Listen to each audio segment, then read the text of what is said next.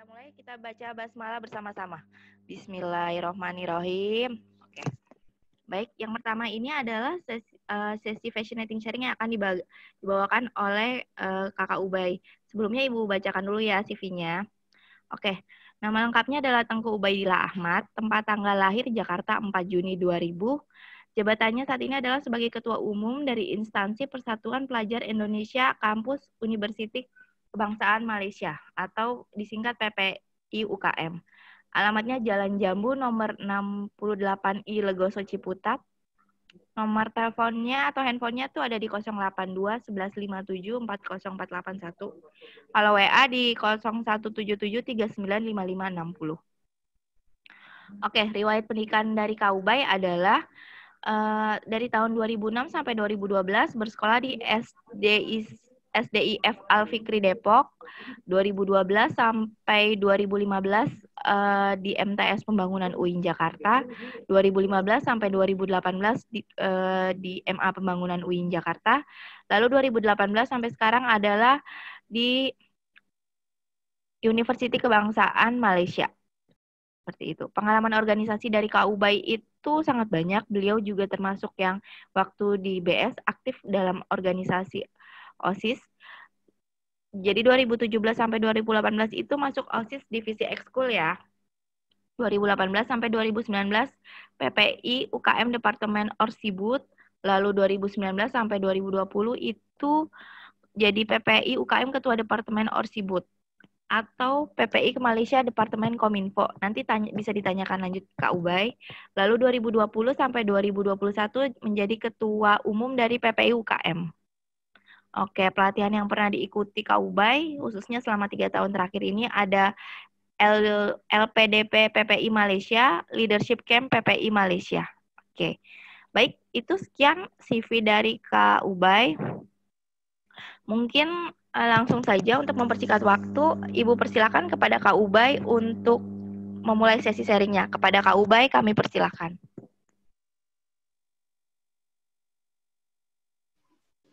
Oke, baik.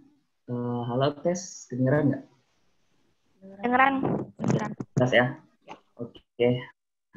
Assalamualaikum warahmatullahi wabarakatuh. Terima kasih kepada Bapak Zakaria selaku Kepala Sekolah MA Pembangunan Jakarta, selaku Ketua Panitia LBKS tahun ini, dan juga para jajarannya, guru-guru serta teman-teman. Jadi perkenalkan semua, nama saya Ubay. Saya alumni BS tahun 2000, lulus tahun 2018, sekitar 3 tahun lalu, 2-3 tahun lalu lah. Jadi sekarang saya kuliah di Universiti Kebangsaan Malaysia, tepatnya di Malaysia tentunya, di KM. Mungkin untuk sesi sharing sekarang, saya sih lebih pengennya sih lebih enaknya lebih ke sharing session aja di Q&A aja. Sebenarnya juga saya mau nyampein bahan pun nanti takutnya kan udah siang ini, takutnya yang lain juga ngantuk segala macam kalau misalnya cuma dengerin aja.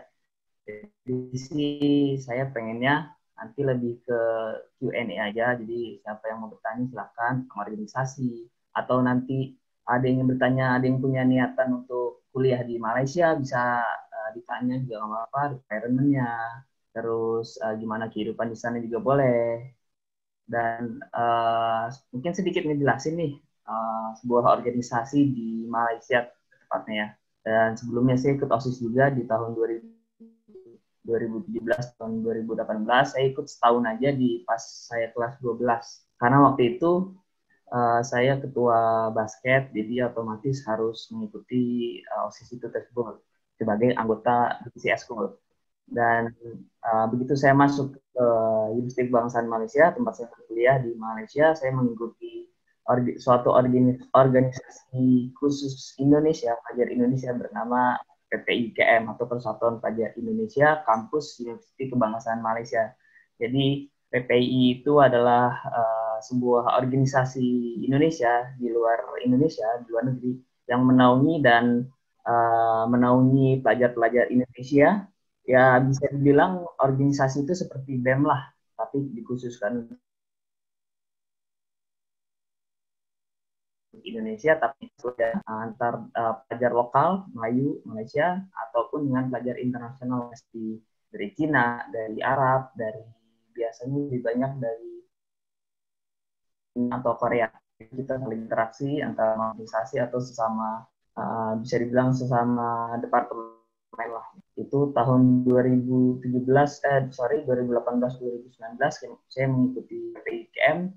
Saya menjabat sebagai anggota OSIS atau kepanjangan dari olahraga budaya itu sendiri.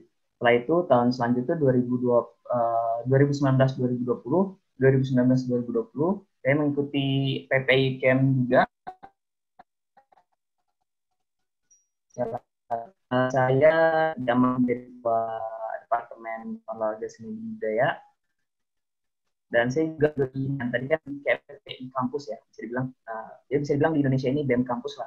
Dan satu lagi saya mengikuti PPI Malaysia, atau bisa dibilang BEM 1 Indonesia lah. Di situ saya diamanahkan menjadi anggota Kominfo atau komunikasi informasi. Dan alhamdulillah tahun ini saya diamanahkan menjadi ketua umum PPI KM. PPI Kampus UKM, di mana saya menjabat mengetuai organisasi PPI di kampus saya UKM sendiri. Jadi mungkin saya nggak menyampaikan banyak bahan lah Bu ya. Saya lebih suka ke nanti ke Q&A-nya aja sih kalau orang bertanya aja. Jadi kalau ada kalian yang ingin bertanya tentang organisasi PPI di sana itu bagaimana, atau menjadi standarisasi organisasi itu seperti apa, atau nanti ada yang tanya tentang kuliah di sana segala macam kehidupan di sana, boleh nanti ditanya di akhir acara Bu ya. Oke, sekian dari saya, terima kasih. Terima kasih banyak Kak Ubay atas sesi sharingnya. Jadi nanti kalau mau lebih banyak tahu tentang Kak Ubay nanti ya di sesi tanya jawab. Jadi boleh kalau dari sekarang ada yang mau menanya-nanya tentang organisasi, terus cara Kak Ubay mungkin waktu pengalamannya menjadi OSIS di BS, terus prosesnya sampai sekarang bisa jadi ketua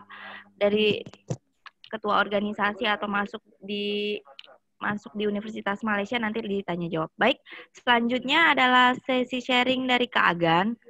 Oke, sebelumnya saya akan bacakan dulu CV-nya dari Kak Agan ya.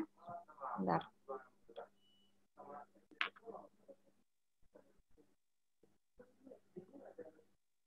Oke, ini CV narasumber selanjutnya yaitu dari Kak Agan. Nama lengkapnya adalah Raden Naufal Taufikul Hakim, insya Allah akan SPI. Tempat tanggal lahir Tangerang 23 September 2002. Jabatan saat ini adalah sebagai mahasiswa dan staf Kementerian Apresiasi dan Olahraga BEM KM IPB 2021. Kuliah saat ini di Institut Pertanian Bogor. Alamat rumah di Jalan Permai Raya 12, Blok BX1 nomor 5, Pamulang Barat, Pamulang, Tangerang Selatan, Banten. Nomor telepon atau handphone yang bisa dihubungi di 0858 843 8842. Riwayat pendidikannya adalah SD di MI Pembangunan UIN Jakarta, SMP di MTS Pembangunan UIN Jakarta, SMA di MA Pembangunan UIN Jakarta, dan saat ini masih kuliah di IPB Bogor. Pengalaman organisasinya adalah di tahun 2015 sampai 2016 sebagai anggota Divisi Kesehatan Jasmani dan Rohani OSIS MTS Pembangunan UIN Jakarta. Tahun 2017-2018 anggota Divisi Kaderisasi OSIS MA Pembangunan UIN Jakarta. Tahun 2018-2019 menjadi Ketua OSIS MA Pembangunan UIN Jakarta. Dan sekarang di tahun 2021 sampai sekarang menjadi anggota Divisi Kaderisasi Karang Taruna Pamulang. 2019 sampai sekarang ternyata Kak Agan aktif menjadi anggota Divisi Kaderisasi Karang Taruna Pamulang Permai. Dan sekarang di 2021 menjadi staf Kementerian Apresiasi dan Olahraga BMKM IPB.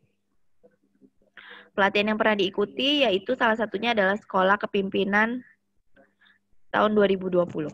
Oke, itu kurang lebih CV dari Kak Agan. Mungkin langsung saja kami persilakan kepada Kak Agan untuk sharing sessionnya. Pada Kak Agan kami persilakan. Oke, terima kasih. Tes suara saya kedengaran nggak, Bu?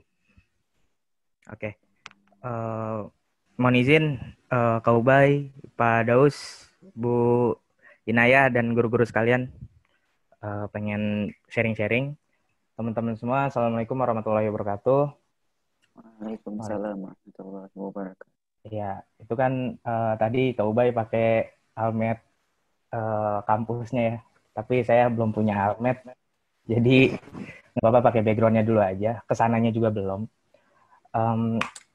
Nih pengen ngetes kekompakannya dulu nih. Ini LDKS ini nggak ada yel-yel ya? Nggak ada ya? Jawab aja di chat dong. Nggak ada gitu. Nih sepi bener nih. Nggak ada, Kak. Nggak ada, iya. Mantap. Tapi yel-yel BS masih ingat? Masih ingat? Oke. Coba siapa yang mau mimpin yuk? Tes kekompakannya dulu. Nih sepi bener nih. Yo, satu pimpin siapa nih? Gua tuh Widat coba mana Widat? Ada Widat.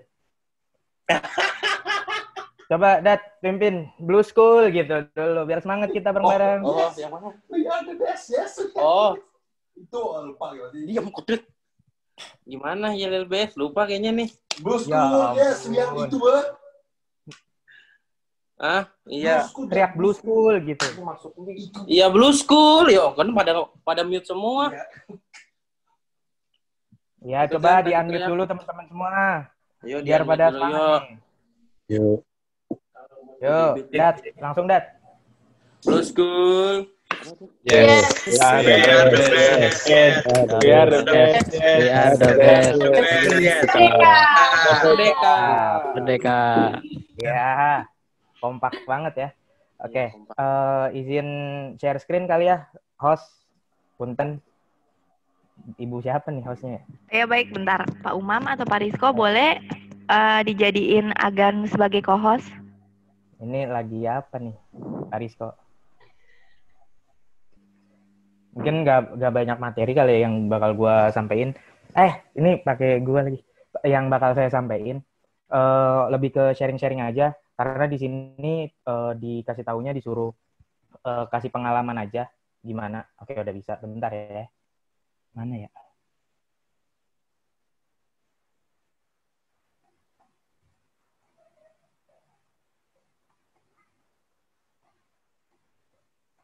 Bentar.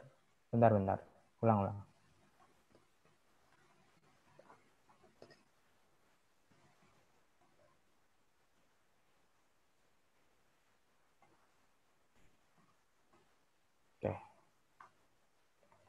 Oke, udah kelihatan ya?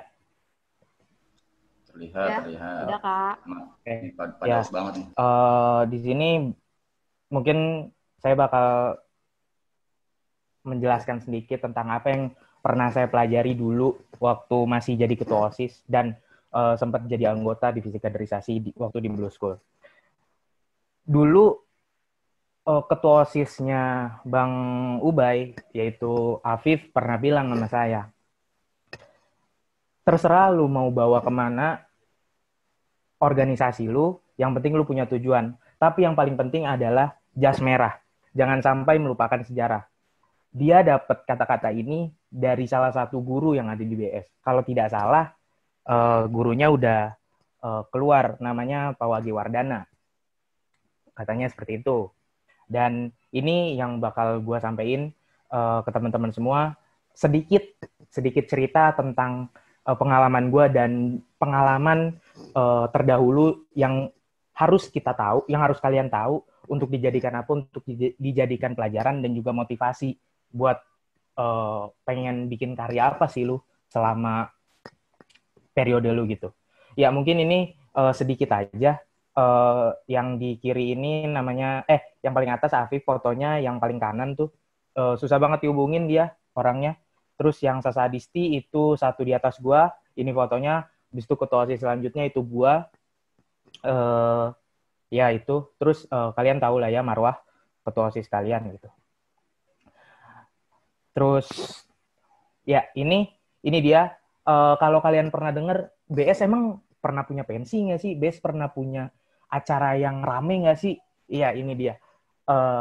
Satu acara yang yang jadiin gue motivasi sebelum gue bikin yang namanya Snap. Snap angkatan gue ya, gue bukan yang bikin Snap, tapi ini salah satu motivasi gue kenapa gue pengen punya acara sekelas itu. Ini rame banget. Gue juga salah satu jadi panitia acara ini. Nggak tahu Bang Ubay jadi panitia atau enggak. Ini di sebelah kiri ada Danang. Ya teman-teman kalau tahu Danang ya. Terus ngundang Alexa juga waktu itu. Terus ya banyak lain-lain sebagainya. Ini menurut gue suatu kenangan yang yang mantep banget sih. Dan di sini juga banyak ceritanya, ada kejadian yang bisa dijadikan sebagai pelajaran gitu. Kenapa? Dan kalau lu bertanya-tanya, Gan, panggilnya nggak usah pakai K ya, Gan aja. Gan, kenapa sih kok step habis itu nggak ada lagi? Nah mungkin itu nanti ya di belakang. Nah sebelum gue memulai perjalanan gue mau tanya dulu dong sama lu semua. Bagi lu semua, organisasi itu apa sih? Sabi banget ditulis di chat aja. Di chat aja gue pengen lihat. Di chat aja. Bebas. Terserah lu. Mau apa? Organisasi itu apa? Sebagai apa? Yang lu tahu aja.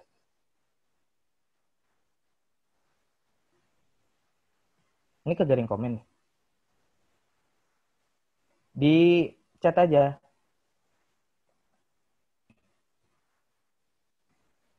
Ayo dong. Enggak ada yang komen nih. Enggak ada yang tahu organisasi itu apa? Organisasi itu suatu forum untuk mencapai tujuan bersama, ALGI, BPH. Oh ini ketosnya ya. Terus apa lagi nih? Oh ketos doang. Dulu sih Sabrian BPH. Ini ketua MPK ya? Kinanti BPH. BPH semua nih. Coba dong. Tempat orang kreatif yang punya gagasan buat maju sama-sama. Dan menyatukan pikiran. Ini nggak ada lagi nih. Dulu mah waktu LDKS kalau offline, oh jadi ketuanya doang yang organisasi. Coba. Ini tadi partisipannya 69, mungkin ada 50-60 orangan ya yang ada di sini. Proses MPK. Nggak ada lagi. Oke. Ini organisasi bagi diri gue sendiri aja ya. Dulu sebenarnya gue baru tahu apa itu arti organisasi itu pas gue jadi ketua OSIS, bukan pas gue jadi anggota kaderisasi. Gue dulu menganggap dulu gue MTS organisasi, tapi gue tidak gue tidak menerima gitu hal-hal yang kayak organisasi itu apa sih, apa untungnya organisasi. Dulu yang gue tahu organisasi itu capek doang. Terus waktu gue jadi anggota kaderisasi, gue juga belum tahu tuh apa arti organisasi. Gue tahu arti organisasi itu bukan dari diri gue sendiri, bukan dari gue ikut webinar, tapi gue tahu dari anggota gue sendiri.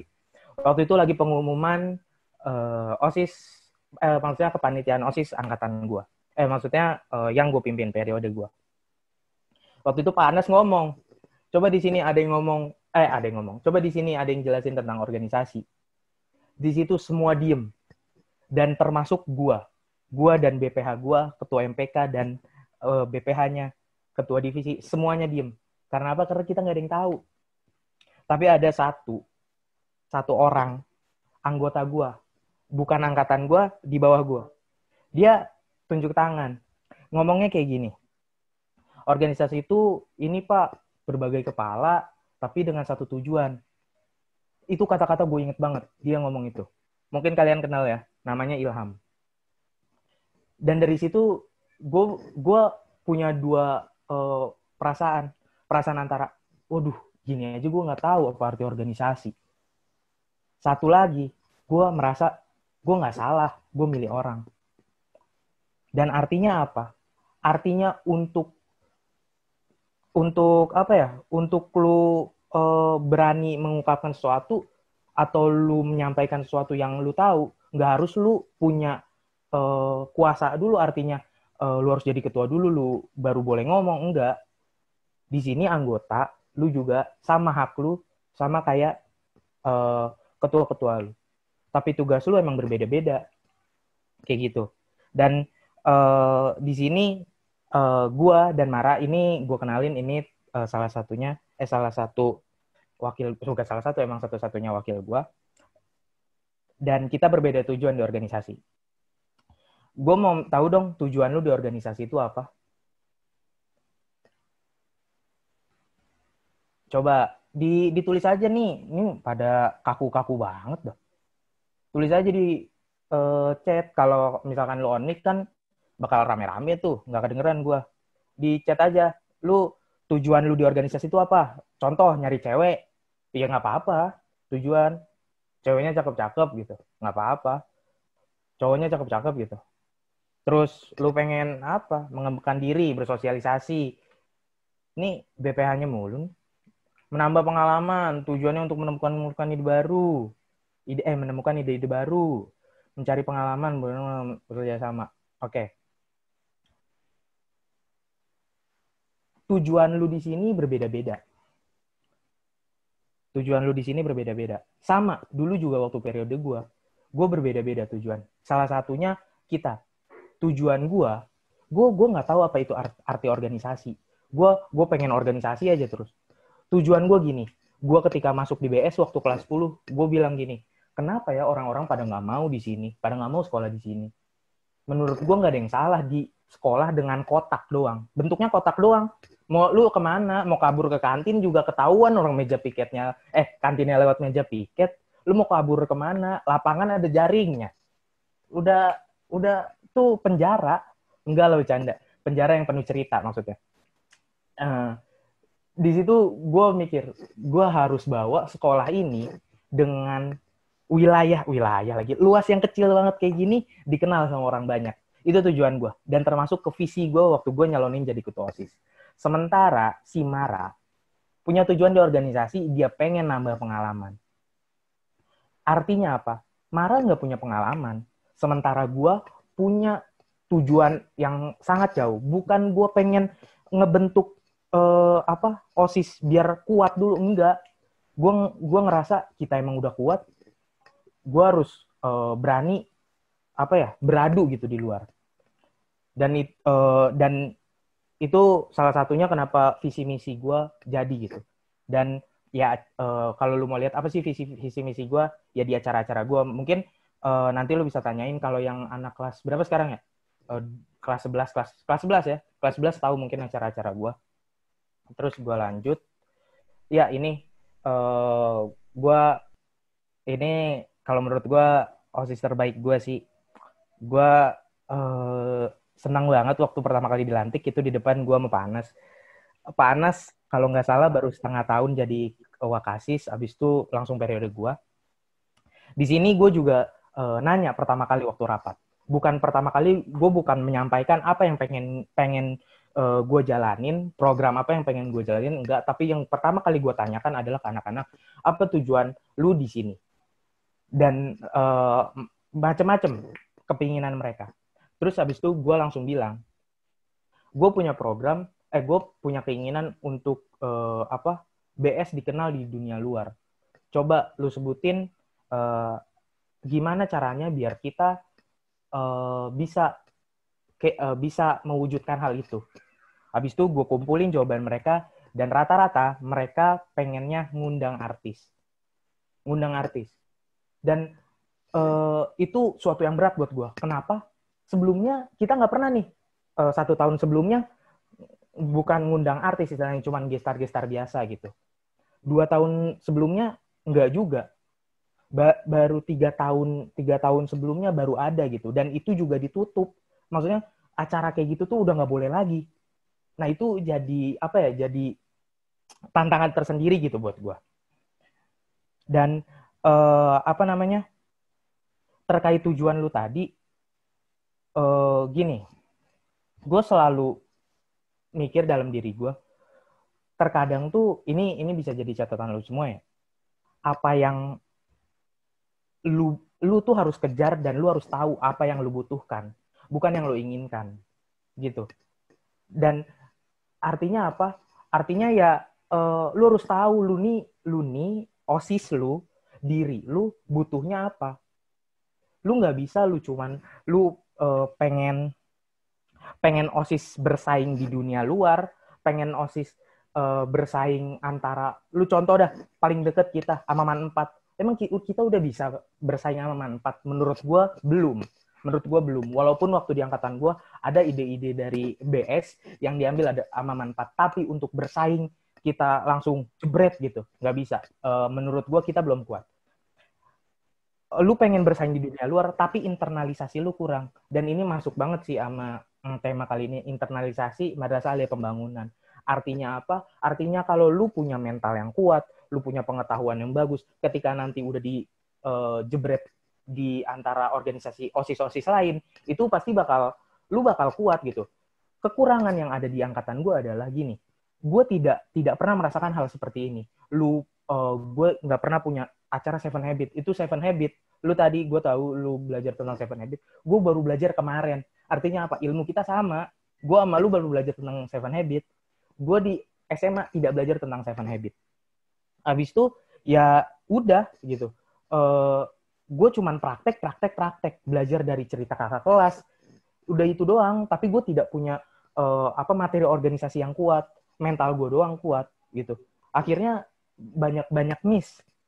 Jujur banyak miss. Gue sempat berantem sama Pak Anas. Kalau lu kenal Pak Asep ya, Pak Asep yang baru keluar, Pak Asep bahasa Inggris, gue sempat berantem tuh sama Pak Asep, sama Bu Naili. Gue sempat berantem. Itu menurut gue itu kesalahan terbesar adalah berantem dengan guru.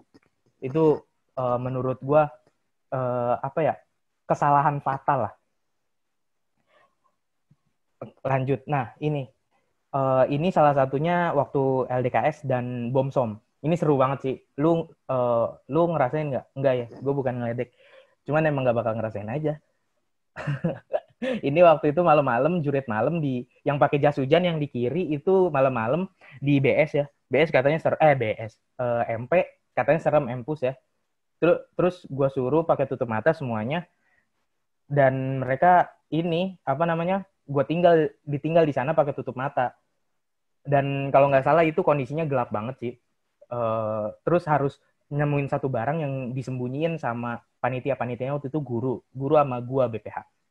Ini seru banget. Dan ini kerasa banget sih di mana yang emang dia solid, di mana emang dia yang membutuhkan artinya dia peduli sama satu sama lain. Ada yang bener-bener bayangin, ada yang jadi tugasnya waktu itu gua sasarin nih di MP ya, mungkin kalau yang udah tahu Empus ya tahu ya, ditaruh di Empus terus suruh balik ke BS tapi harus full anggotanya. Ada satu kelompok yang dia sendiri. Artinya apa? Ya dia cuman ngepentingin dia bakal menang, bukan timnya bakal kompak gitu. Ada yang sampai jam 10 malam baru nyampe di BS karena nggak ketemu-temu timnya. Dan kalau gue lebih salut sama yang datang jam 10 malam tapi lengkap daripada yang datang duluan dia sendiri gitu. Nah ini salah satu masih di BOMSOM, bonding OSIS MPK. Ini main bola plastik pakai sarung gitu berdua. Banyak yang robek sarungnya, nggak tahu dimarahin bapaknya apa enggak. Nah ini dia. Ini waktu pas, mungkin kalian tahu ya, pas MPLM angkatannya si Algi ya, kalau nggak salah. Iya, kan gue beda 2 tahun ya. Ini ada gue sama Munib yang di sini nih, ya situlah. Sini, terus, nah ini 2 acara yang berbarengan. Dan ini jadi cerita yang, yang gue sama Pak Anas ini berantem nih. Jadi gini, gue udah bagi tugas. Gue nunjuk satu ketua, dia fokus sama MPLM. Dan gue ngerasa gue yakin dia bisa banget. Dan emang terbukti gitu, dia bisa. Gue fokus ke acara SNAP. Salah satu acara SNAP adalah bersih pantai. Nah ini dia nih, Pak Dani nih, yang pakai kupluk kuning nih. Pak Dani juga waktu itu baru masuk BS nih. Terus itu suruh ikut. Padahal gue belum kenal. Terus seru aja. Nah ini waktu itu pokoknya singkat cerita gue berangkat lah hari itu buat bersih pantai. Teman-teman yang angkatannya Algi mungkin tahu ya waktu gue lagi bersih pantai di sana. Nah, ada cerita unik gini. Gue udah bagi tugas, jadi gue dan Mara itu harusnya ke bersih pantai. Tapi karena apa? Karena di MPLM itu ketuanya gue suruh Munif ini wakil ketua MPK, dan Ate itu ketua MPK di sana sama si ketua MPLM ini. Tapi lu bayangin, Hamin 2 MPLM berarti MPLM biasanya mulai hari Senin ya. Hari Sabtunya ketua MPLM-nya itu jalan-jalan ke Singapura. Maksudnya gila nggak lu? Jalan-jalan ke Singapura gitu. Jalan-jalan ke Singapura dengan harusnya lu tuh siapin, gua fokus ke Snap, lu udah gua kasih kepercayaan, MPLM ya lu harus fokus sama MPLM gitu. Lu malah jalan-jalan ke Singapura. Wah, itu gue bingung sih. Terus mana waktu itu juga parah banget. Pak Jaka hampir nggak setuju buat kita bersih pantai waktu hari sekolah. Wah, itu campur aduk banget pikiran gue. Mana MPLM belum siap, terus bersih pantai udah mau nggak boleh sama Pak Jaka. Wah, itu gue parah banget. Akhirnya gue bingung. Gue nggak tahu kenapa. Tiba-tiba kakak kelas itu pada nelpon gue semua. Artinya dari Apip juga nelpon ke gue. Terus Sasa satu di atas gue, Apip itu dua di atas gue. Tiba-tiba nelpon gue nanya, Gan ada apa kok? Tiba-tiba gue denger kayak gini. Padahal gue belum cerita dan dia udah denger. Artinya apa? Artinya kepedulian kakak kelas atau alumni itu sangat besar buat OSIS. Jangan pikir alumni nggak peduli sama lu. Sebenarnya alumni sangat peduli sama lu dan seharusnya lu menghargai adanya alumni. Gue akhirnya di situ cerita dan akhirnya dia ngasih saran dan alhamdulillahnya boleh tuh sama Pak Jaka. Oke, Snap selesai. Pas MPLM ini, MPLM gimana ya? Ya udah akhirnya gue fokus aja ke MPLM. Gue bilang ke Mara, Mar udah lu pokoknya lu yang ngurusin Snap sekarang. Gue fokus ke MPLM dulu. Udah fokus ke MPLM. Di hari kedua MPLM, gue berangkat ke bersih pantai. Gue pulang, selesai. Besoknya hari ketiga, artinya hari terakhir MPLM, gue capek banget tuh. Gue bilang gue ke lapangan jalan. Gue ngomong sama temen gue gini, namanya Munif. Mun, ya yang temen gue ini. Mun, kok perasaan gue nggak enak ya? Emang kemarin di MPLM ada apa sih, Mun? Gue takut ada yang salah nih, ada yang gak kepegang sama gue. Kata Munif gini, aman kok Gan, nggak ada apa-apa, lancar-lancar aja, sama guru aman. Baru selesai ngomong aman si Munif, gue diteriakin sama Pak Anas, Agan, sini kita ngobrol sama Bapak. Kita ngobrol sama Bapak. Abis itu, gue ngerasa, aduh, gila, ini pasti buruk banget. Ternyata ada tugas yang dikasih tahu, diperintahkan untuk adik kelas, dan yang tahu itu cuma anak OSIS doang. Guru nggak tahu. Wajar dong guru nanya, marah. Kenapa nih? Akhirnya terus gue sebelum gue berhadapan dengan Pak Anas, gue minta waktu dulu sama anggota gue. Pak, mohon maaf saya ngobrol dulu sama anggota gue yang berhubungan. Gue tanya gimana segala macem. Gue nanya ketuanya dulu. Ketuanya nggak tahu apa-apa. Di situ gila. Wah, gue bingung banget. Terus akhirnya gue nanya ke ketua divisi yang nyuruh. Gue nanya, ini gimana? Kok bisa sampai guru nggak tahu? Terus, loh guru udah tahu kan gini. Gue punya prinsip gini. Gue akan ngebela anggota gue. Gue nggak bakal ngebuang anggota gue kalau mereka benar. Artinya gue bakal ngebela dia mati-matian. Kalau misalkan mereka benar. Dan dari penjelasannya dia bener banget tuh. Pokoknya bener banget deh. Abis itu gue sampai adu bacot lah istilahnya sama Pak Anas. Enggak Pak, kita gini. Sama Pak Asep juga. Loh, kan sebelumnya udah gini. Dari guru malah mana orang nggak ada gitu. Terus gue masih ngelawan aja. Lah enggak Pak, ini kata dia gini. Wah, akhirnya itu marah besar gitu. Pokoknya kalau nggak salah gue didiemin seminggu sama Pak Anas. Bahkan sampai waktu itu sholat nih, gue udah mau sholat. Gue ngomong gini sama Pak Anas. Pak, ya sholat. Pak Anas lewat depan gue gini doang. Ya Allah. Orang diajakin sholat, didiemin. Ya ampun. Tuh gue ngerasa, wah ini mah bener ini. kemarin masalah besar. Akhirnya udah dari situ gue gue analisis salah gue ada di mana. Dan ternyata anggota gue ini bohong. Gue kecewa banget. Buset, ketuanya dibohongin. Anggota gue ini bohong dan gue nggak marah. Gue cuman bilang seharusnya lu nggak kayak gini. Kalau lu nggak bohong sama gue, ya udah kita selesai masalahnya. Nggak bakal. Dan Panas ini loh, maksudnya pembina kita nggak bakal bisa apa-apa kalau nggak ada dia. Dan kita nih berhubungan dengan guru-guru lain setelah ini, apalagi kita udah mau snap kalau tanpa bantuan guru ya apalagi gitu.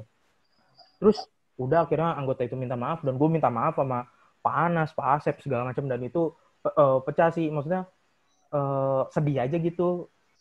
Gue dan apalagi gue sama Pak Asep sama Pak Anas ya, kita beda omongan gitu, padahal ada satu hal yang ngebuat kita nih adu mulut lah gitu. Dan abis itu ini acara snap gue ada Bu Susi juga. Ini ya lu tau lah Bu Susi siapa. Nah ini foto kita lagi makan, terus ya ini ya walaupun gak sebanyak step ya orang-orangnya, cuman rame aja gitu. Nah ini juga nih waktu pas snap closing gue mau cerita. Ini mudah-mudahan bisa jadiin motivasi.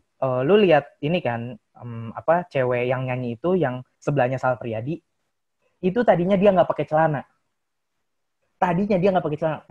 Pakai baju cuman sampai lutut gitu. Tadinya terus pakai ya lu tau lah hot pants gitu. Itu kondisinya lagi mumet banget. Oh, Sal Priadi hampir nggak mau manggung. Jam 5 sore dan maksimal dibolehin sama Panas cuma sampai 5:30. Jam 5 sore Sal Priadi belum manggung. Wah, itu parah banget. Bingung lah pokoknya, sampai si Mara nangis. Ketua snapnya ngurus ngurus di depan, banyak orang yang mau masuk gitu. Wah, itu ruwet banget. Akhirnya gue bilang, yang lagi manggung sebelum Sal Priadi gue suruh turun. Bang, tolong bang, orang-orang pada pengen nontonnya Sal Priadi, bukan abang. Gue bilang bukan ke orangnya sih, ke ininya, ke LO-nya yang ngurusin gestar itu. Terus pas Sal Priadi naik, Panas di belakang nyolek gue. Gan, Bapak nggak mau ya kalau penyanyinya nggak pakai celana? Kata gue, itu pakai celana Pak. Itu pakai celana, cuman emang pendek aja. Enggak, itu masih aurat gitu. Ya Allah, itu udah mau naik nih, penyanyinya udah mau naik. Gue suruh turun, kakak mohon maaf kak, disuruh ganti pakaiannya sama guru saya. Gue gitu. Terus akhirnya gue bingung. Akhirnya kalau nggak salah, kalau seingat gue nih ya, ada anggota gue yang pakai celana jogger dan ukuran badannya sama dia. Akhirnya gue suruh lepas dia. Lu lepas celana lu. Udah terserah lu mau kena apa pakai sarung. Tolong pinjemin dulu ke orang ini nih, ke penyanyi ini. Ya alhamdulillahnya bisa gitu. Cuman itu ya lu bisa ngerasain lah gimananya kayak gitu. Dan Dan salah satu alasan gue kenapa gue pengen bersih pantai adalah gini. Gue punya prinsip yang gue ambil dari perkataannya Panji Pragiwaksono, stand up comedian. Dia ngomong kayak gini. Ini kata-kata dia ya. Sedikit berbeda lebih baik dibandingkan sedikit lebih bagus. Artinya apa? Artinya lu harus punya karakter di setiap kegiatan lu. Lu harus punya karakter ketika lu bertemu dengan orang lain, sehingga orang lain mengingat lu karena karakter lu itu, gitu. Dan kenapa gue adakan bersih pantai? Jadi orang akan taunya angkatan Agan, periode Agan, bukan dia yang ngundang Sal Priadi, bukan dia yang bisa mewujudkan pensi lagi, tapi gue pengen angkatan gue terkenal dengan angkatan yang punya jiwa sosial yang tinggi. Dan dan branding gue dan keangkatan gue dan angkatan-angkatan bawah adalah bukan Sal Priadi dulu yang gue bilang, tapi angkatan gue bersih pantai dan dihadiri sama Bu Susi. Itu karena apa? Ya kalau pensi udah banyak. Yang undang Sal Priadi bukan BS doang. Yang bahkan ya banyak lah musisi-musisi yang lebih baik daripada Sal Priadi. Yang lebih terkenal ya. Tapi jarang sekolah yang punya jiwa sosial yang tinggi. Dan asal lu tahu, Lab School Kebayoran Hamin 1 sebelum H-1 sebelum closingnya Lab School Kebayoran tuh kita itu muncul gerakan yang namanya MOVE. Lu tahu ya, Monday Love Earth. Dan H-1-nya Lab School Kebayoran mau closing, dia tiba-tiba bikin plastik nggak boleh masuk. Itu gue nggak tahu itu kebetulan apa-apa. Cuman ya menurut gue artinya BS bisa kasih sesuatu info itu ke sekolah-sekolah lain.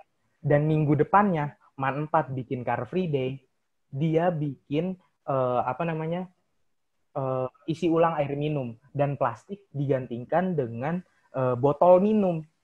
Ya menurut gue itu sih ya gue belum bisa bilang kalau itu gara-gara BS. Cuman ya mungkin kebetulan, mungkin juga usaha gue dan teman-teman gue berhasil untuk mewujudkan yang namanya MOVE dan gerakan anti plastik itu.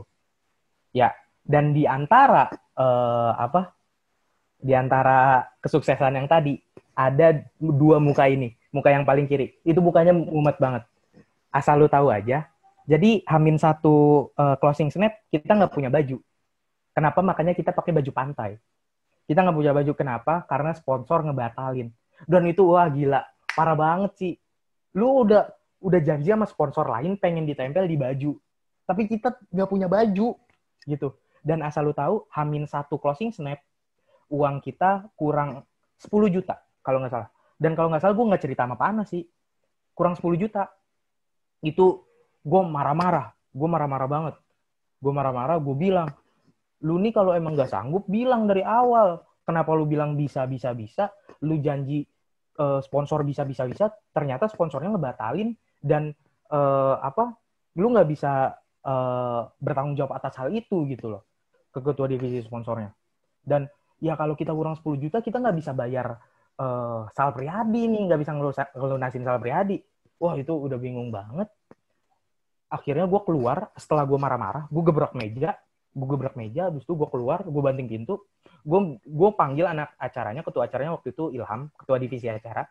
Gue bilang kalau habis maghrib uang kita belum kekumpul, ya udah besok kita ganti sama acara pengajian. Ini demi Allah, gue bilang kayak gitu. Undang Ustadz, coba minta kontaknya sama Pak Ubay. Ini sumpah demi Allah, gue bilang kayak gitu.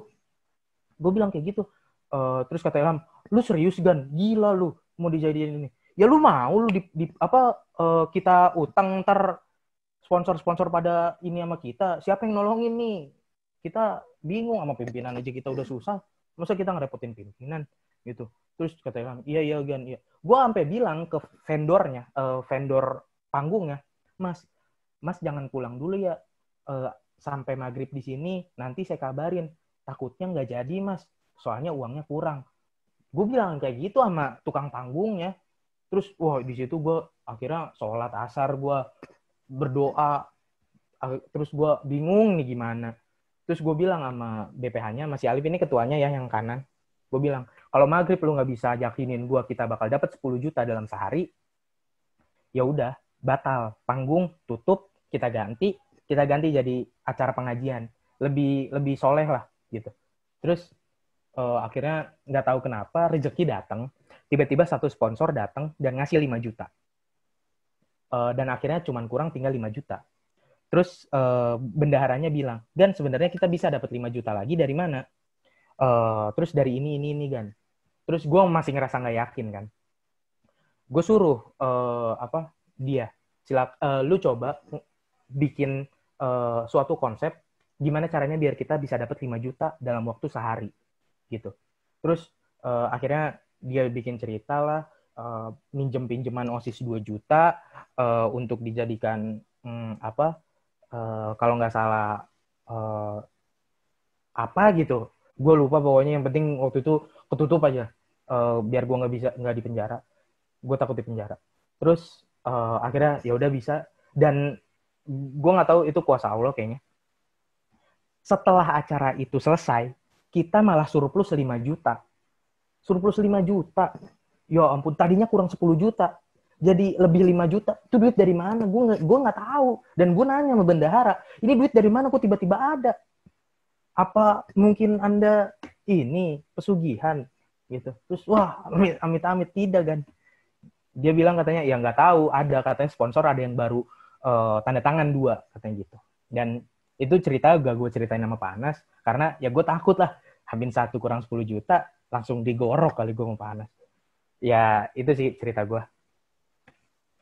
Mungkin tentang bentar Bu, satu lagi pesan yang gue pengen sampein.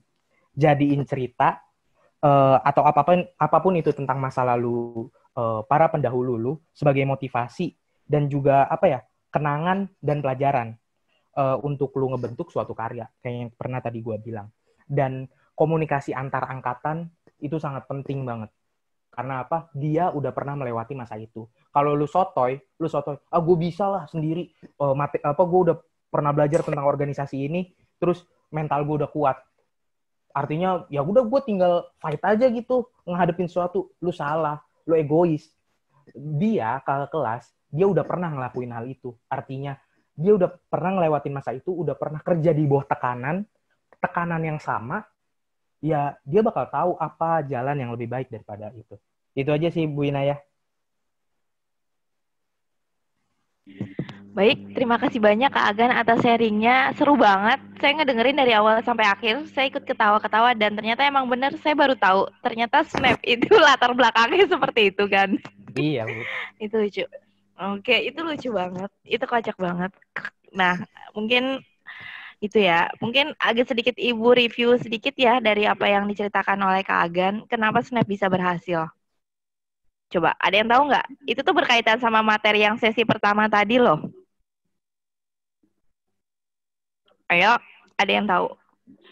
Apa? Bu, berpikirnya cepat, habis itu menyelesaikan masalahnya dengan win-win solution yang tadi dijelasin. Iya, benar. Ada win-win solution, lalu ada? Selain win-win solution apa? Alternatif ketiga. Bukan punya saya, bukan mau saya, bukan mau kamu, tapi mau kita bersama. Lalu ada lagi, komunikasi, yaitu bagaimana berusaha untuk memahami baru dipahami. Yang tadi Kak Hani bilang, bagaimana mencoba menjelaskan kepada orang agar dia bisa memahami apa yang kita utarakan, apa yang kita maksud. Itu penting. Kayak gitu. Nah, itu semua habitnya itu masuk ke pribadi ketika masuk bersosialisasi. Salah satunya dalam organisasi. Kayak gitu ya. Udah mulai ngeril ya, ternyata tuh ada connecting-nya ya, ternyata ya nggak disangka-sangka ketika materi Seven Habits terus Kak Agan ada sesi cerita seperti ini. Nah, itu memang ketika berhasil terus menjadi membawa kebanggaan tersendiri, bahkan sempat sekolah tetangga mengikuti jejaknya, ternyata tuh ada kayak gitu. Dan memang itu nggak mudah kayak gitu. Oke, baik. Langsung saja kita ke sesi tanya jawab atau diskusi. Sesi pertama Ibu buka, sesi pertama 3 penanya. Silakan langsung aja atau di chat boleh atau raise hand-nya. Silakan, sesi pertama ada yang mau bertanya? Yuk, mumpung ada Kak Ubay sama Kak Agan. Ada atau di chat boleh?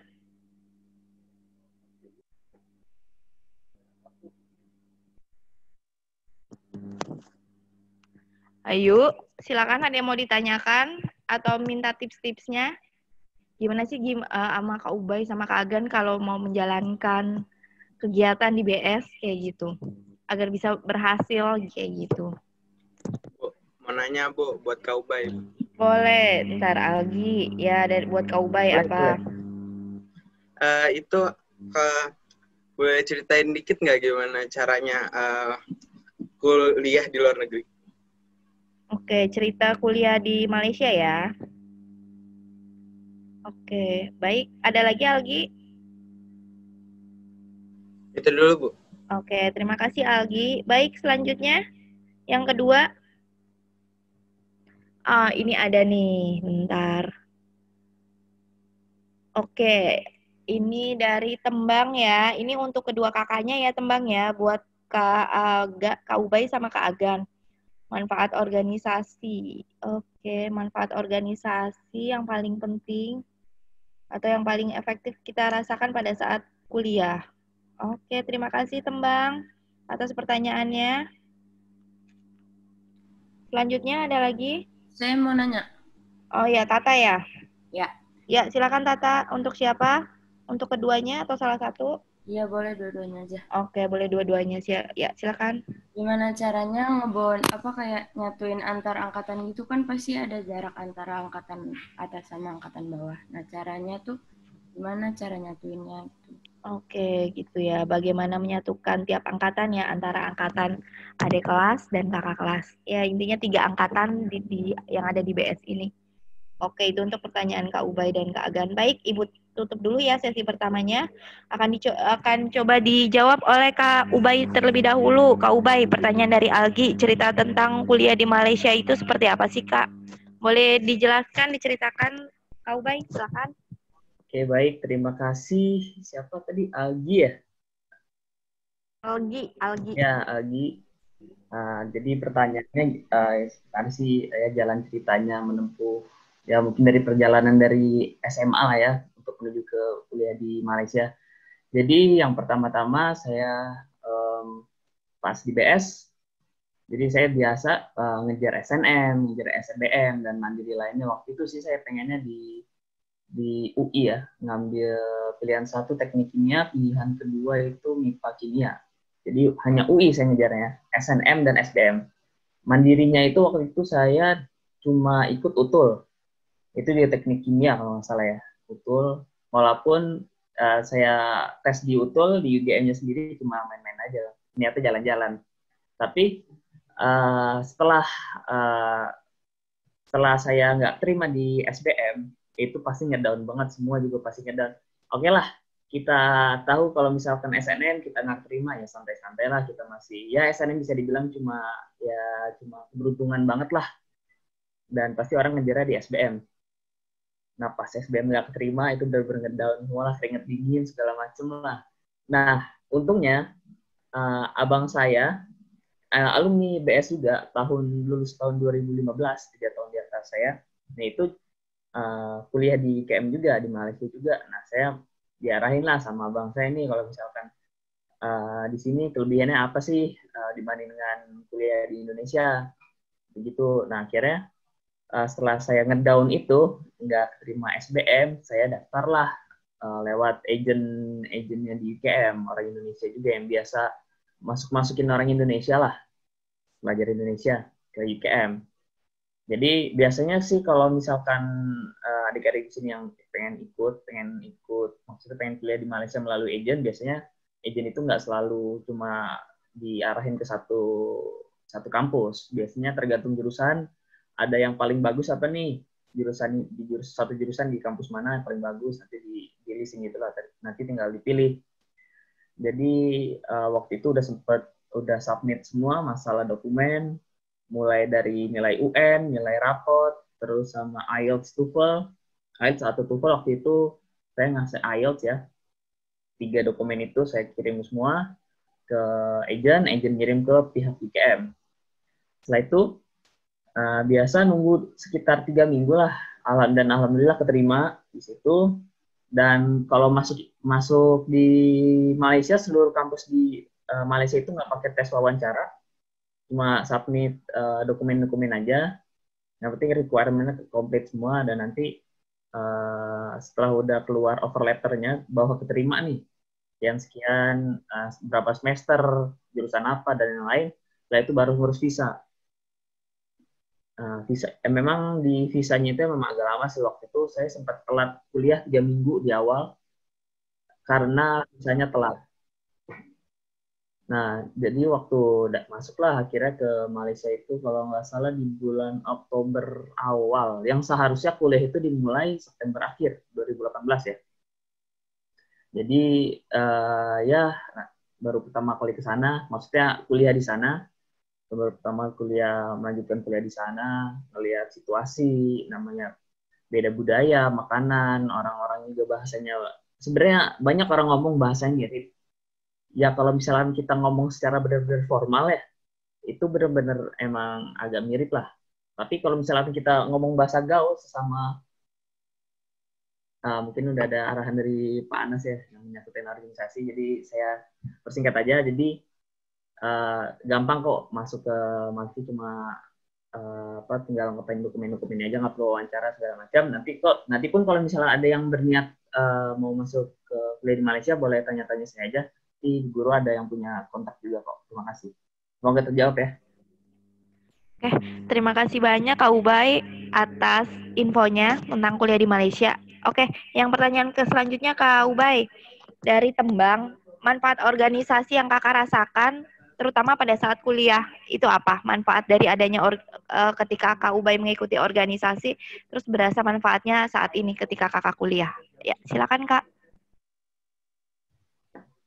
Oke, baik. Terima kasih. Tadi dari siapa, Bu? Tembang, dari Tembang. Ya, terima kasih pertanyaannya. Jadi apa sih manfaat organisasi di saat kuliah ya? Jadi manfaat organisasi itu sendiri pada masa kuliah itu yang pertama satu, ini yang paling penting itu adalah koneksi. Jadi kalian bisa punya banyak teman dari jurusan manapun, dari fakultas manapun. Nah, mungkin perbedaan organisasi saya di PPI itu dengan contoh BEM di Indonesia atau organisasi-organisasi lainnya, di mana PPI saya itu mencakup ruang lingkup S1, S2, dan S3. Jadi di situ ada belajar degree, master, sama PhD. Jadi bukan cuma lingkungan antara 1-2 tahun ke atas atau 1-2 tahun ke bawah. Jadi saya itu punya teman atau punya anggota itu benar-benar yang kadang banyak yang udah punya keluarga, punya anak 2, punya anak 3, yang rambutnya udah uban, itu ada. Yang kayak gitu. Justru ini nanti berkaitan dengan pertanyaan ketiga yang tadi ya. Nanti dijawab lain aja. Jadi yang pertama itu koneksi. Jadi nanti nah ini paling penting ya buat kalian semua yang namanya koneksi. Kita nggak bakalan tahu nanti udah gede kerja sama siapa, nanti deket sama siapa. Nah, ini benar-benar suatu kesempatan kalian di mana kalian bisa masuk organisasi, keterima di organisasi, kalian saling kenal sama orang lain. Contoh di sini mungkin ada orang di OSIS ini ya. Mungkin kalian belum berasa namanya pemanfaat teman kalian satu organisasi. Mungkin nanti kalian udah 10-15 tahun ke depan, kalian tiba-tiba dikasih kerjaan sama teman kalian yang satu organisasi dulu. Mungkin di OSIS sih lebih memang tiap hari ketemu, dan memang ruang lingkup PS itu sendiri satu petak dengan belakang lapangan aja. Mungkin memang setiap hari ketemu, jadi solid lah bisa dibilang ya. Jadi itu yang pertama, koneksi itu paling penting banget. Apalagi nanti kalau kalian kuliah, kalian punya teman dari luar negeri, dari Cina, dari Jepang, dari mana-mana lah. Jadi kalian itu harus pinter-pinter ngobrol lah sama bahasa itu penting juga sih. Terus manfaat kedua, yaitu membangun karakter kalian. Kalian nanti mau gede itu punya karakter seperti apa? Mungkin sekarang SMA masih samar-samar nih, ya udah kayak ikut aja jalannya kayak apa nih. Mau masuk pagi-pagi, ya udah ikutin aja, belajar gini-gini, belajar, istirahat, sholat, belajar lagi, ya udah kayak nggak. Jadi kalian itu kayak kayak diatur orang lah, tapi kalian itu nggak punya pegangan. Jadi sebenarnya saya ingin nyampein juga nih buat masalah bisa dibilang masalah utama pelajar SMA sekarang, atau bisa dibilang juga karena efek online sekarang nih. Kebanyakan orang siswa-siswa SMA itu nggak menghargai waktu. Nah, jadi mungkin ada sedikit masukan aja di saya nih, pengalaman juga gimana sih cara menghargai waktu. Dan nggak mungkin juga bisa langsung sehari 2 hari langsung bisa merasa yakin punya karakter yang bisa menghargai waktu. Jadi saya itu tiap bangun pagi ya kadang ya kalau subuh pasti subuh, terus tidur lagi, kadang bangun jam 10, jam 11, jam 12, itu udah biasa lah di masa-masa kuliah.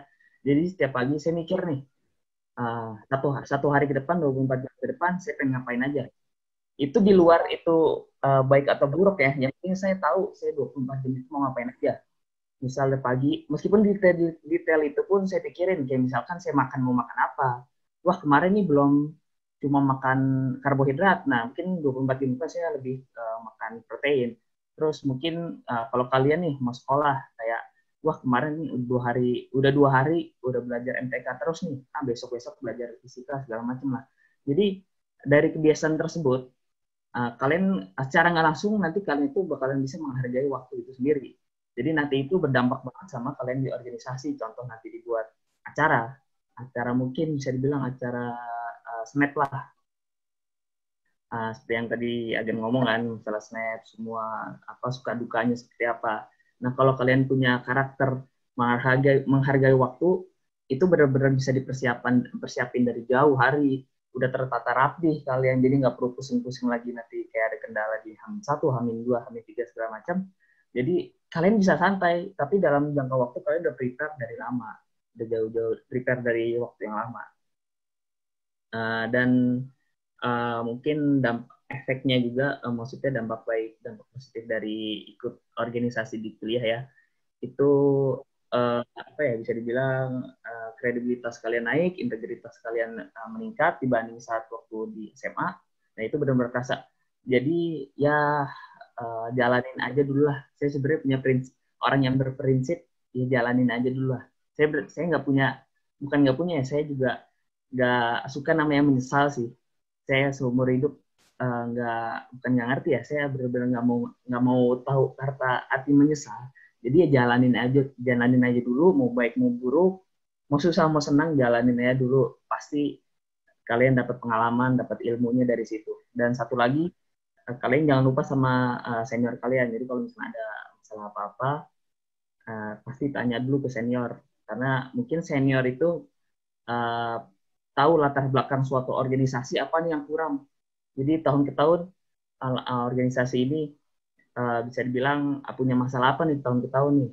Contoh kayak komunikasinya kurang, atau mungkin proker-prokernya itu kurang dari tahun ke tahun. Jadi kalian itu harus menyakup ruang lingkup yang lebih lebar lah dibanding kalian saat ini di OSIS. Terima kasih, semoga menjawab ya.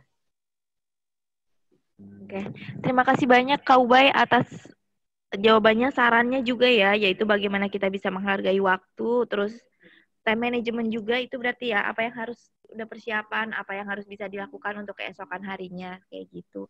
Dan memang benar yang kata Kak Ubay bilang, dalam organisasi itu sangat penting sekali untuk menjalin silaturahmi atau komunikasi dengan kakak kelas atau alumni. Jadi kalian jangan sungkan-sungkan ya. Karena benar kata Kak Agan juga, kakak kelas atau alumni-alumni kita tuh sangat care, peduli. Jadi kalau ada masalah bisa sharing atau diskusi, kayak gitu. Oke, baik. Kak Ubay, satu lagi nih pertanyaan terakhir dari Tata. Bagaimana sih mungkin waktu pengalaman kakak menyatukan tiap angkatan, kayak gitu, dari angkatan kelas 10, 11, dan 12 biar bisa kompak?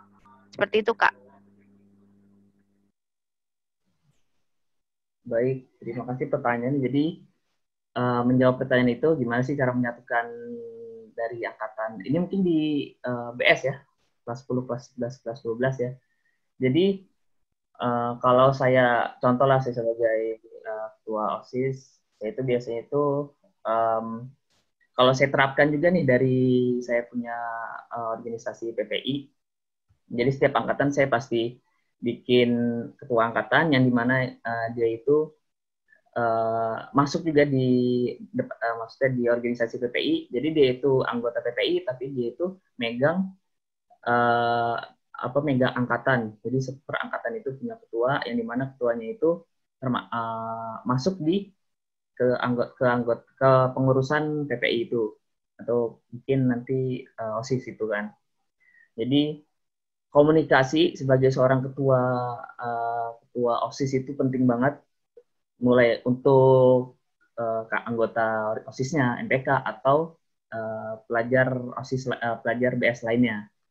Jadi sebenarnya kalau masalah gimana nyatu ini itu, buatlah acara-acara yang bisa menyatukan orang, maksudnya siswa. Jadi contoh kayak di sini kan LDKIS kan tujuannya dalam ruang lingkup OSIS MPK aja. Terus kalau misalkan acara MPLM itu dalam ruang lingkupnya itu anak-anak baru aja, anak-anak kelas 10 yang baru. Nah jadi sebenarnya kan banyak juga tuh bukan proker ya, acara-acara yang diselenggarakan sama guru dari sekolah tuh, contoh kayak Fantastic BS ya kalau salah, lupa juga, Fantastic BS. Terus contoh kayak ada acara-acara pada hari-hari besar seperti Muharram segala macam itu kan sebenarnya bertujuan untuk menyatukan kalian. Ada lomba-lomba di situ, setiap kelas kalian saling bersaing. Sebenarnya bukan bersaing sih, ya have fun lah istilahnya. Sebenarnya tujuan bikin acara-acara seperti itu kan menyatukan kalian yang sesama pelajar di Blue School. Jadi agar kalian itu sesama pelajar nyaman, jadi nggak pakai selek-selekan. Ya itu sebenarnya selek-selekan antara pelajar itu biasa, tapi ya dinikmatin aja lah, jangan terlalu dipikirin, jangan sampai kalian itu merasa ngedon cuma gara-gara hal-hal seperti itu.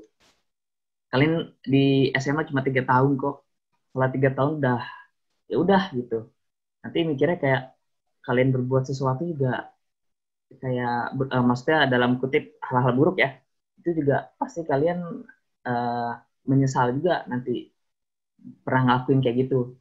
Jadi saran dari saya untuk OSIS ini, bikinlah acara-acara yang benar-benar khusus ya, dikhususkan untuk menyatukan angkatan. Jadi seperti kayak acara-acara BS yang diselenggarakan guru pada biasanya setiap tahunnya. Jadi ya itu aja sih buat saya. Semoga terjawab ya. Oke, terima kasih banyak Kak Ubay atas jawabannya, sesi sharingnya. Oke, selanjutnya langsung nyambung ya ke Kak Agan. Boleh Kak Agan, sama pertanyaannya kayak Kak Ubay. Mungkin pertanyaan dari Tata, bagaimana sih cara menyatukan tiap angkatan? Seperti itu Kak Agan, mungkin menurut pengalaman Kak Agan bagaimana? Oke, izin jawab Bu, Kakak dan Bapak Ibu Guru, teman-teman semua. Paham sih gue pertanyaan, dan itu pertanyaan yang selalu muncul di tiap angkatan. Dan pertanyaan itulah yang mendasari gue membentuk acara yang namanya BOMSOM. Itu tadi yang lo lihat pakai jas hujan itu. Nah itu tujuannya adalah, ya lu tahu gitu, ada tadi kayak kita gue, nyambung lagi mungkin ada yang di Empus. Gue taruh di Empus, dia udah nangis gitu. Udah nangis. Gimana ini? Dan gimana ya? Itu seru sih. Maksudnya kan gue tuh di situ sebagai panitianya, dan gue ngumpet gitu. Kata gue nunggu momen dia. Maksudnya momen teman-temannya. Dan apa yang dilakukan teman-temannya nyemangatin itu. Ayo, udah nggak apa-apa. Paling di MP ada apa? Ada lagi yang ngelawak. Udahlah, paling pocongnya juga ngeliat kita, kan kita nggak ngeliat pocong gitu. Ya kayak hal-hal kayak gitulah, BOMSOM kayak gitu. Dan dan bagi gue ada suatu program kerja yang dilaksanakan sama kakak kelas dan harus kita ikut laksanakan gitu. Dan pertimbangannya apa? Ya apakah hal itu bagus dan baik jika kita lakukan. Dan menurut gua BOMSOM adalah salah satu cara gua untuk ngebonding teman-teman gua buat ya biar bisa nyatu aja gitu. Karena apa? Di periode gue benar-benar beda semua gitu. Ya mungkin itu aja sih Bu. Baik, terima kasih Kak Agan. Boleh pertanyaan selanjutnya ya Kak Agan dari Tembang, yaitu manfaat organisasi yang Kakak Agan rasakan terutama pada saat kuliah ini. Apa manfaat yang Kakak dapat dari organisasi itu Kak? Silakan Kak. Ya, singkat aja Bu. Mungkin bagi saya manfaat adalah pengalaman. Karena saya berkomunikasi dengan banyak orang dan mencari tahu tentang apa itu kuliah, gimana dunia kuliah, dan nantinya mereka akan selalu bilang pada akhirnya percuma lu punya nilai bagus ketika lu tidak bisa berorganisasi atau istilahnya bekerja di bawah tekanan. Karena organisasi menurut gue adalah belajar gimana bekerja di bawah tekanan gitu. Itu aja sih Bu pengalaman. Oke. Baik, terima kasih banyak Kak Agan. Baik, sekarang waktu menunjukkan pukul 14.41 ya. Oke. Bu Inayah. Iya. Kan mau izin ini Bu nyampein. Jadi kemarin saya sempat ngobrol sama ketua OSIS sebelum saya, Sasa, dan saya minta buat ada nggak kata-kata buat teman-teman gitu. Boleh sampein nggak Bu? Silakan Kak Agan, boleh. Silakan. Dari Sasa gini, dan menurut gue ini nyambung banget sih. Walaupun organisasi lu punya sistem yang baik, kalau solidaritas kader di dalamnya memudar, maka lambat laun organisasi tersebut juga akan ikut memudar. Jadi, maksimalkan ikatan antar anggota dan antar angkatan. Itu kata Sasa. Terima kasih banyak Kak Agan. Saya dengernya menyentuh deh. Itu benar ya? Iya. Emang keren gue dia, Bu. Iya, karena merasakan ya. Terus habis itu juga sempat denger sesi-sesi ceritanya ya Gan ya. Agan dulu lihat Ubay waktu kelas 10. Terus sekarang Ubay udah lulus, udah gede ya, Bay. Ya Allah. Terus Agan sama Sasa juga dulu ingat kalau waktu kelas 10 masuk itu lucu-lucu semuanya ya. Saya emang lucu, Bu. Terus oke, baik. Masih ada sisa sedikit waktu, boleh Ibu buka sesi kedua, 2 orang penanya. Boleh silakan nanya singkat, jelas, dan padat. Untuk Kak Ubay dan Kak Agan, silakan. Ayo, boleh di kolom chat atau kolom langsung. Ada? Yuk, tentang organisasi, bagaimana tantangannya, pengalaman Kak Ubay dan Kak Agan selama organisasi, atau suka dukanya di organisasi. Itu seru banget sih. Ceritanya dari tiap angkatan tuh pasti seru. Dan kalau sekarang Ibu kenal itu lucu-lucu semua sih jadinya. Mungkin dulu ada yang nangis, ada amarah, emosi. Ya, Agan, Ubay. Tapi kalau sekarang diingat jadinya lucu-lucu. Saya nggak pernah nangis kok, Bu. Oh iya, nggak pernah nangis ya. Maaf ya, Bay. Sedikit cerita lagi nih, Bu. Boleh. Sama Mara, itu tiap acara selalu berantem loh. Saya sama Mara wakil saya. Dan mungkin teman-teman ada yang udah tahu kali ya kalau gue sama Mara suka berantem terus. Saya tiap acara selalu berantem sih, Bu. Karena kita selalu beda pendapat gitu. Jam istirahat, Mara langsung ke ruangan Ibu, terus habis itu curhat, sampai pusing-pusing, tolong Bu, kayak gitu. Udah tahu itu, pokoknya tiap ada ritual, terutama acara kegiatan besar, itu udah pasti. Ini kayak gitu. Saya sekali ketemu Ibu, kasus. Baik. Dulu kalau lihat Kak Ubay itu lucu banget loh, rambutnya jabrik. Ya Allah, sekarang udah dewasa banget. Kalau inget dulu Ubay, Agan. Terus kalau Kak Agan tuh waktu kelas 10 ya, baru masuk itu gendut, cabi, botak. Tuh Pak Dani sampai ketawa ngakak-ngakak. Kak Ubay juga dulu kayak gitu, kacamatanya kayak gitu Kak Ubay. Terus habis itu padahal Pak Dani nggak ada loh.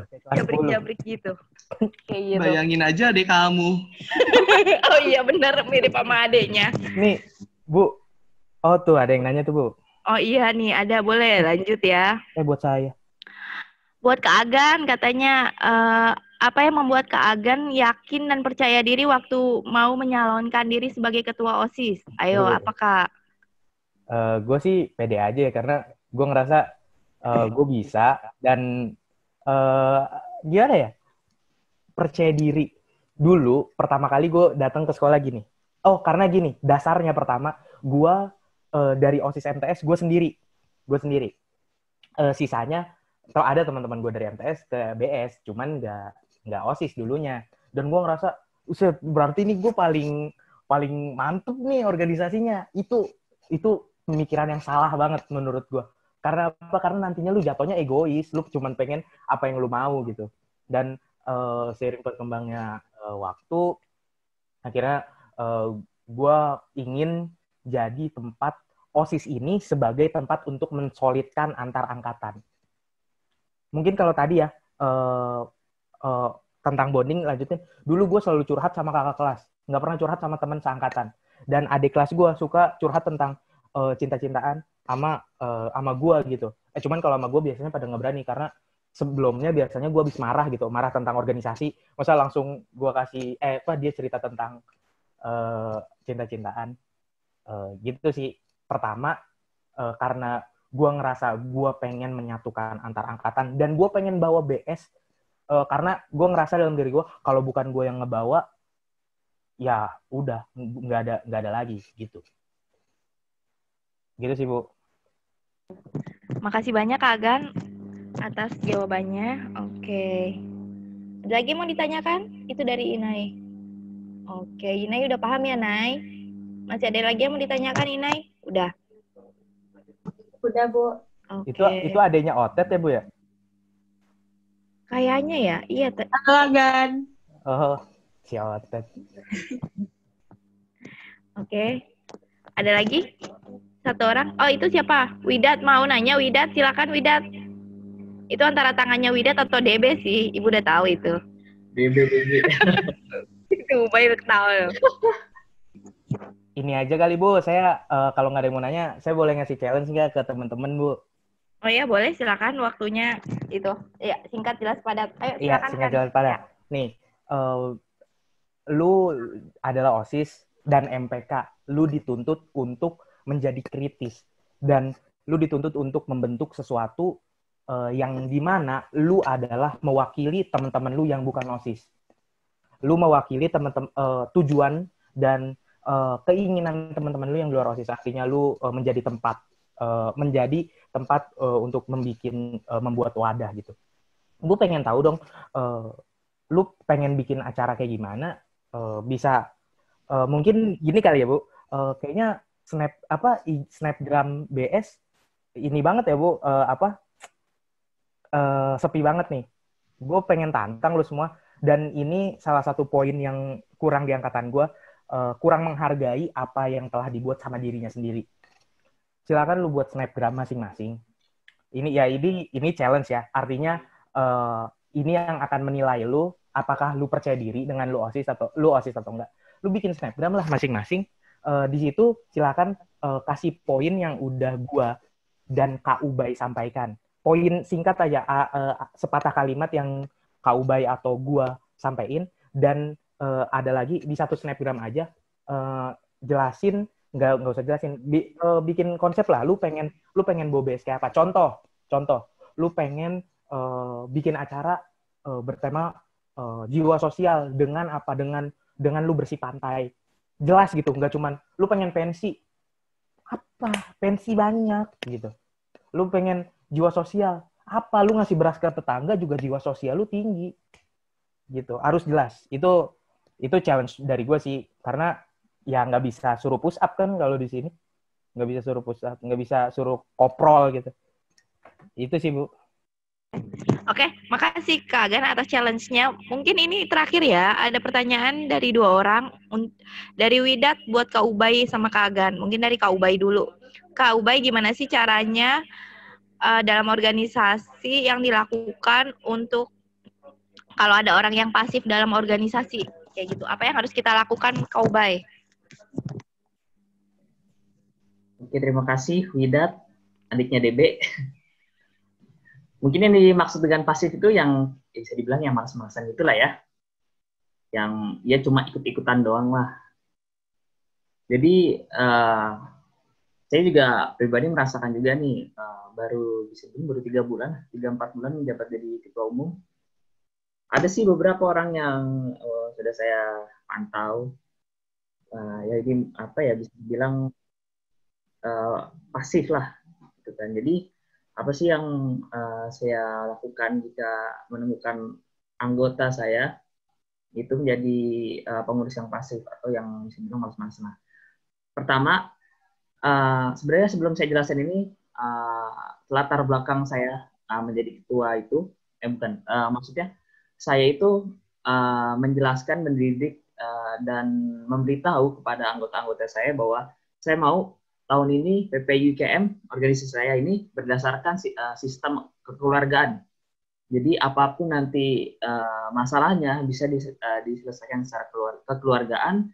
Jadi di mana kalian merasa seperti keluarga di organisasi itu, nggak ada yang malu. Kalau misalkan ada sesuatu masalah tinggal ngomong, mau masalah organisasi, masalah pribadi segala macam, kalian harus terbuka lah di organisasi ini. Jadi saya menerapkan sistem kekeluargaan di PPI IKM saya sekarang.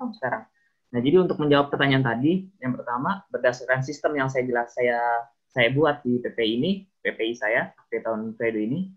Yang pertama saya tanya dulu latar belakang permasalahannya apa, kenapa bisa orang itu bersifat pasif di organisasi ini. Entah kebanyakan mungkin ada beberapa yang pernah saya tanya masalah ini, kenapa menjadi anggota yang pasif. Kebanyakan orang sih bilang masalah keluarga, karena kan kita juga ngerantau di Malaysia kan, segala macam. Udah online, stres tuh, pasti udah full lah itu stresnya kan. Jadi mereka malas-malasan. Biasanya kebanyakan orang kayak gitu. Jadi pertama saya tanya dulu latar belakangnya seperti apa. Setelah itu, Kalau sudah saya tanya nih latar belakang kayak apa, masalahnya seperti apa, baru saya sebagai ketua umum, ini sebenarnya peranan saya sebagai ketua ya, saya ngasih motivasi nih. Kalau ke depannya itu seperti apa, kalau masalah seperti ini, insya Allah kalau kita jalankan seperti ini, bakalan dampaknya seperti apa, positif negatifnya seperti apa. Jadi saya jelaskan semua. Tapi saya tidak memaksakan. Saya nggak pernah memaksakan orang untuk masuk organisasi ini atau segala macam.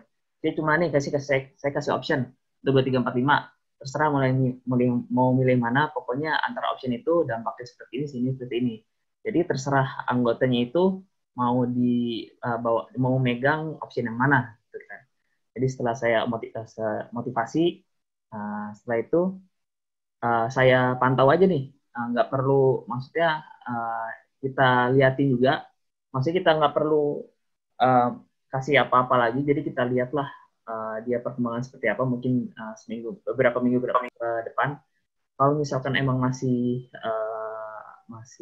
menjadi anggota yang pasif, biasanya saya kasih SP1. Setelah biasanya kalau setelah SP1, SP2 baru setelah saya juga pernah baru 3 bulan saya pernah mengeluarin orang ya, anggota saya juga pernah gara-gara pasif yang berlangsung lama setelah 3 bulan. Jadi saya suruh bikin surat pengunduran diri, tanda tangan segala macam, tanda tangan supervisor PPI UGM, langsung saya berhentikan secara terhormat. Jadi itu aja sih, semoga terjawab ya. Baik, terima kasih banyak Kak Ubay atas jawabannya. Ternyata memang kalau misalnya tadi dari jawaban Kak Ubay yang bisa Ibu tangkap juga sedikit adalah di mana ketika ketua itu juga pasti akan dihadapi dalam situasi diperlukan dia untuk membuat suatu keputusan yang tegas. Dan seperti itu ya. Oke, baik, terima kasih banyak Kak Ubay. Selanjutnya pertanyaan untuk Kak Agan. Ada 2 nih Kak Agan. Apa yang perlu dilakukan kepada orang yang pasif dalam organisasi? Dan yang kedua adalah hal apa yang paling sulit dilakukan oleh Kak Agan ketika menjalankan SNAP di BS? Terima kasih Kak Agan. Bukan belum dijawab? Iya. Oh iya. Silakan Kak Agan, maksudnya mohon maaf. Maaf Bu, bercanda aja tadi. Tadi sebelumnya yang lu bikin snapgram itu, lu harus ya tag aja, bisa kalau Kak Ubay bersedia buat di mention, silakan tag Blue School, yang penting Blue School agar gue bisa ngeliat gitu. Ya ntar bisa kita follow-followan kalau lu mau, ada yang mau masuk IPB gitu kan. Terus terkait pertanyaan yang tadi, kalau ada anggota yang pasif, dulu gue sempet kalau anggota pasif langsung gue bentak gitu, langsung gue, lu nih masih mau kerja nggak gitu. Cuman abis dari situ kok nggak berubah ya, malah makin takut gitu. Akhirnya gue ganti. Jadi ada waktu itu, setelah gue bentak 2 orang langsung keluar, Pak Anas tahu. Jadi gue langsung ganti konsep gue, kalau ada anggota pasif langsung gue marahin, karena gue udah kehilangan 2 orang. Lalu ada 2 orang lagi, 3 orang pasif juga. 1 orang cewek, 2 orang cowok. Yang cewek marah yang ngatasin, 2 cowok gue yang ngatasin. Dan dua-duanya gue ajak naik gunung bareng. Kalau lu mau tahu orangnya siapa, ya yang gue ajak waktu LDKS-nya Marwah, salah satu orang. Satu lagi gue ajak naik gunung. Dan di situ kita cerita macam-macam sih. Lu mau kalau yang satu lagi tuh gue ajak waktu itu sama Pak Anas kemana ya? Sama gunungnya. Ya gue ajak, maksudnya dia ada masalah apa yang ngebuat dia kayak gitu. Sama sih sama Kak Ubay. Cuman kalau gue lebih suka biar tidak membawa organisasi. Maksudnya kalau diajak ngobrol satu lawan satu gitu, terus masih di tempat yang sama, kayaknya terlalu formal banget kan. Gue harus cari tempat yang asik gitu, ya naik gunung itu gitu sih. Sama apa ya satu lagi ini, hal paling susah waktu pas snap. Hal yang paling susah adalah yang paling pertama adalah menyatukan berbagai elemen untuk yakin bahwa konsep yang gue bawa adalah konsep yang terbaik. Dan yang paling susah adalah ya itu semua susah sih. Dari teman-teman kalau belum support support bakal susah, teman-teman di luar OSIS ya, bakal susah. Akhirnya gue bisa dapat, gini, gue punya tahapan komunikasi yang dulu gue pakai. Pertama, lu komunikasi antar anggota divisi, artinya kader perbaiki komunikasi dengan kader, humas dengan humas, segala macam.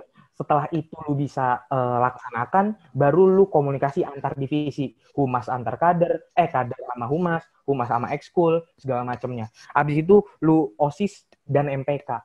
Dulu gue sering berantem OSIS sama MPK karena kita memang beda, selalu berbeda pendapat, dan itu harus tetap dibikin kompak. Artinya apa? Karena agar kita tahu tujuan kita sama, sesuai visi misi lu yang segala macam.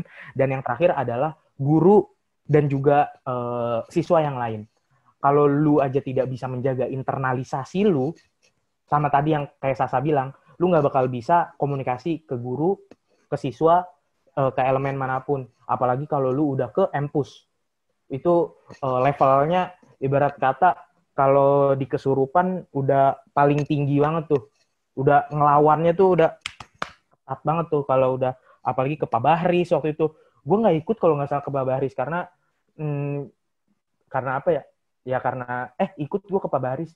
Enggak, gue pakai strategi waktu itu. Cuman kalau mau dengar ceritanya di luar aja. Takutnya waktunya nggak cukup. Gitu. Udah sih, Bu. Oke. Ya, udah cukup. Makasih banyak ya Kak Agan ya atas jawabannya. Oke. Baik, waktu sudah menunjukkan pukul 14.58. Oke, karena sesuai jadwal kita pukul 15 pas kita ini udah. Ada lagi menanyakan? Apa cukup? Oke, baik. Kalau sudah baik, kami Ibu ingin mengucapkan Ibu panitia dan anak-anak OSIS MPK ingin mengucapkan terima kasih banyak untuk Kak Ubay sama Kak Agan yang sudah meluangkan waktunya, ya Allah, dan tepat waktu. Ibu salut banget sama Ubay sama Agan nih. Terima kasih banyak meluangkan waktunya berbagi sharing sama adik-adik kelasnya ya. Mudah-mudahan jalinan tali silaturahmi kita tetap terjaga ya, Kak Ubay, Kak Agan. Mohon bimbingannya juga buat adik-adiknya yang saat ini sedang menjabat OSIS MPK periode 2020-2021. Oke, gitu. Oke, ini ada lagi pesan lagi dari mantan wakil ketua OSIS dari Kamara. Selalu hargai usaha diri sendiri, jangan sampai menyesal karena ketika kamu tidak bisa menghargai apa yang kamu perbuat, seperti itu. Jadi jangan selalu, kalian juga harus bisa ya. Itu pesan dari Kamara. Menurut pengalamannya Kamara ya, ini kena banget ya Gan ya, hargai diri sendiri gitu, jangan pernah menyesal ketika kamu sudah totalitas dan semaksimal mungkin melakukan yang terbaik untuk organisasi, seperti itu. Baik, kita tutup acara pada siang hari ini dengan membaca hamdalah bersama-sama. Alhamdulillahirabbil alamin. Terima kasih banyak. Besok jangan lupa kita masih ada satu acara lagi ya, sesi sharing kayak gitu. Nah, mulainya sama jam 8. Oke. Ibu harap jam 7.50 sudah masuk join ke Zoom. Linknya tetap sama. Oke, terima kasih banyak kepada para peserta OSIS dan MPK. Mudah-mudahan ilmu yang hari ini kalian dapat bisa bermanfaat dan bisa diaplikasikan terutama nanti dalam organisasi OSIS MPK. Dan yang pasti bisa membantu kalian menjadi pribadi yang baik dan Bu, saya pamit dulu, Bu ya. Iya, Ubay, makasih banyak ya Kak Ubay. Ya, sama-sama. Oke. Terima kasih banyak. Wassalamualaikum warahmatullahi wabarakatuh. Ya, sudah boleh live? Silakan. Waalaikumsalam warahmatullahi wabarakatuh. Terima kasih ya. Terima kasih semuanya. Terima kasih atas partisipasinya. Terima kasih Kak Dani.